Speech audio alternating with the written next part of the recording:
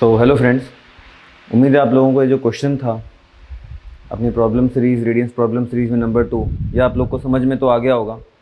और क्वेश्चन समझने के बाद आपको थोड़ा सा सोचने पे यह एहसास तो हो गया होगा कि शुरुआत में जो मतलब बेसिकली जो आपसे यहाँ पे जो अननोन है, जो पूछा गया है, क्या पूछा गया है, how many minimum number of breads they were having when they started.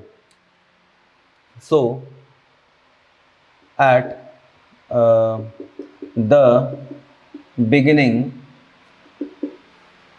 they have 3n plus 1 breads. 3n plus 1 breads लिया मैंने। तो 3n plus 1 लेने का रीज़न क्या है? क्योंकि हमने आगे उस स्टोरी में ये देखा कि जब फर्स्ट पर्सन रात में जग रहा था तो टोटल नंबर ऑफ ब्रेड्स को 3 इक्वल हिस्सों में डिवाइड करने के बाद एक ब्रेड बच रही थी, जिसको उसने बेसिकली उसको दे दिया था, मींस डॉग को दे दिया था। तो इस तरीके से आप ये देखोगे कि जो फर्स्ट पर्सन उसने कितनी ब्रेड कंज्यूम कर ली। मतलब मैं बात कर रहा हूँ 3 लोग हैं, ए बी सी, 3 लोग हैं। तो ए ने कितनी ब्रेड कंज्यूम कर ली? ए इतनी ब्रेड्स लेके चले थे। सबसे पहले जब उसकी बारी आई उसने एन के 3 हिस्से किए, ये एक डॉग को दे दिया। मतलब उसने खुद कितना कंज्यूम कर लिया? एन। अब वो सो गया। जब वो सो के उठा, मतलब ए ने एन कंज्यूम कर लिया, उसके बाद वो सो गया। जब बी उठा, तो बी जब उठा तो कितने ब्रेड्स उसको वहाँ पे दिखे? मतलब उसके पास अब कितने अवेलेबल थे भाई? एक एन तो अपना हिस्सा ए खा के सो गया, ये तो डॉग को चला गया। कितने हिस्से बचे? बी के पास कितने बचे? अभी 2n बचे, 2n। अब जो 2n ब्रेड्स बी के पास बचे, उसने ये देखा कि अभी भी 3 हिस्सों में डिवाइड करने के बाद फिर से एक ब्रेड बच रहा था। इसका मतलब ये हुआ कि जो total number of breads B के पास बचे थे उसमें से एक कम करने के बाद जो ब्रेड बची वो 3 हिस्सों में डिवाइड हो रही थी। बी के पास जब बी जागा तो कितनी ब्रेड बची हुई थी? 2n। अगर उस 2n में से मैं एक डॉग को दे दिया तो जो बची हुई ब्रेड्स हैं वो 3 की मल्टीपल थी, क्योंकि वो 3 से डिवाइड हो रही थी। तो बेसिकली इतनी सारी ब्रेड्स को बी ने कंज्यूम कर लिया। अब ये जो नंबर ऑफ ब्रेड्स जो बी ने कंज्यूम किया, बी ने कितना कंज्यूम किया? जो भी कंज्यूम किया, इसी का डबल अभी बचा हुआ है जब सी उठा तब। तो जब सी उठा तो इसका डबल बचा हुआ है। क्यों इसका डबल बचा हुआ है?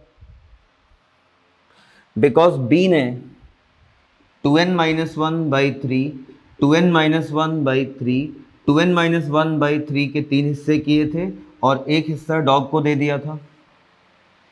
तो आप देखेंगे इन सब का जो सम है ये 2n ही आएगा। बी के जागने पे जितनी ब्रेड अवेलेबल थी वही आएगा, 2n ही आएगा। तो ये तो बी खा के सो गया, ये डॉग के पास चला गया। तो जब सी उठा तो कितनी ब्रेड्स अवेलेबल थी? इतनी सारी ब्रेड्स अवेलेबल थी। कितनी? 4n minus 2/3।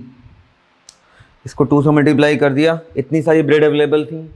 और फिर सी ने भी ये पाया कि अगर टोटल रिमेनिंग ब्रेड में से एक कम करें तो वो भी 3 का मल्टीपल थी। क्यों? क्योंकि उसने भी एक डॉग को दिया तो उसके बाद जो बची हुई ब्रेड थी वो 3 बराबर हिस्सों में डिवाइड हो गई थी। और ये हो रही हैं 4n माइनस 5/3। 9, मतलब इतनी ब्रेड्स उसने कंज्यूम की। किसने? थर्ड पर्सन सी ने। तो जब ए बी सी तीनों ने शुरुआत में अपनी अपनी टर्न्स पे अपने अपने हिस्से की ब्रेड्स खा ली, तो जब वो सुबह उठे उस समय इन द मॉर्निंग कितनी ब्रेड्स अवेलेबल थी? जितने सी ने खा ली उसी का डबल, क्योंकि सी ने भी तो ऐसे 3 हिस्से किए, 1 2 3 ऐसे 3 हिस्से किए, एक ब्रेड डॉग को दे दी, तो कितनी ब्रेड बची?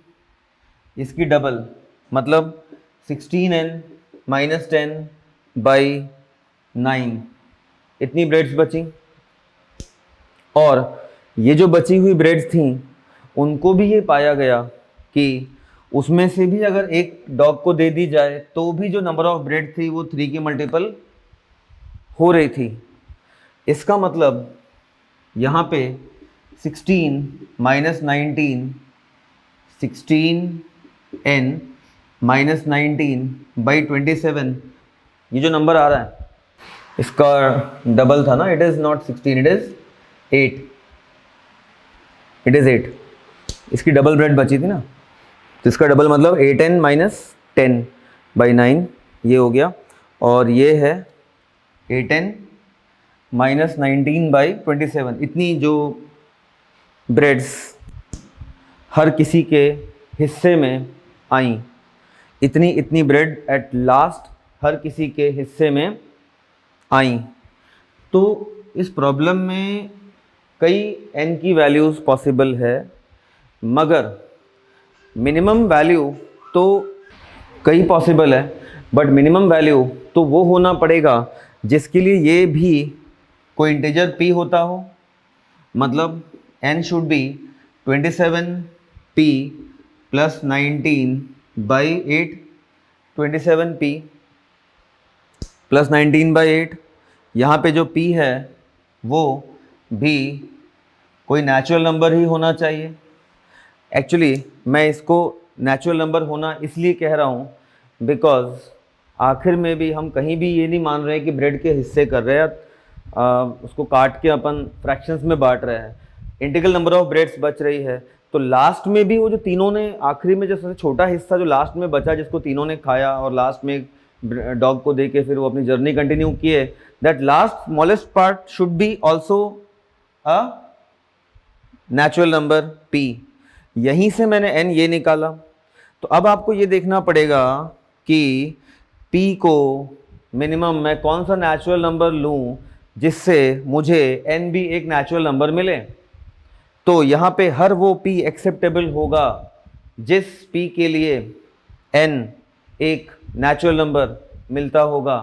तो आप p को यहाँ पे डाल के वेरीफाई कर लोगे, p को 1 2 3 4 5 6 इस तरीके से आप चेक करोगे तो विल फाइंड कि p का वैल्यू आप जब यहाँ पे 7 डालते हो तभी n का वैल्यू 26 आता है। जब p को आप 7 डालते हो तो n का वैल्यू 26 आता है। इसका मतलब ये हो गया कि n मिनिमम 26 हो सकता है। ऐसे ही ऐसे आप आगे और डाल के देख सकते हैं क्या क्या वैल्यूज़ आती हैं, क्योंकि आगे भी बहुत सारी वैल्यूज़ p की नेचुरल नंबर वैल्यूज़ होंगी जिनके लिए नेचुरल नंबर आ रहा होगा। तो n को मैं 26 अगर लेता हूँ तो in the beginning they have started with how many breads? 3n plus 1 number of bread से स्टार्ट किए थे which is going to be 79। अगर मैं n को यहाँ पे 26 पुट कर देता हूँ तो so this is minimum value. ऐसे ऐसे आप आगे और देखोगे तो 79 के बाद 160 भी आएगा इसका वैल्यू। मतलब there may be many more values of p। तो बहुत सारे अलग अलग p के लिए आपको अलग अलग n मिलेंगे, but this is the minimum value of n। So this is the minimum number of breads by which they will start. तो आंसर इज़ 79 बिकॉज आपको मिनिमम वैल्यू यहाँ पे पूछा गया था।